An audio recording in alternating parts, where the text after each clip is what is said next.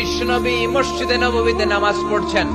তিনি আল্লাহু আকবার বলে নামাজ শুরু করলেন, কেরাত পড়লেন, রুকু করলেন।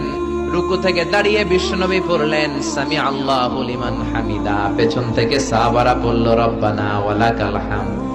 এক সাহাবী বাড়িয়ে অতিরিক্ত পড়লেন হামদান কাসীরান তাইয়িবান মুবারাকান ফি।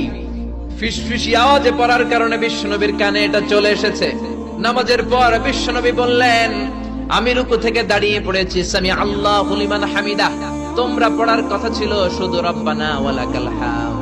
কে যেন একজন ফিসফিস আওয়াজে পড়েছো হামদান কাসীরান তাইয়িবান মুবারাকান ফি। কে পড়েছো? দাঁড়াও।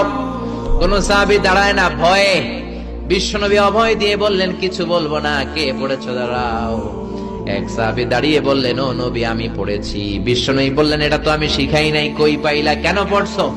সাহাবী বলে, নবী গো, আল্লাহর তাসবিহ অল্প পড়লে আমার পোষায় না, এই জন্য আমি একটু বাড়িয়ে পড়েছি। আল্লাহু আকবার। বিশ্বনবী বললেন, ভয় পেও না, বিচলিত হয় না।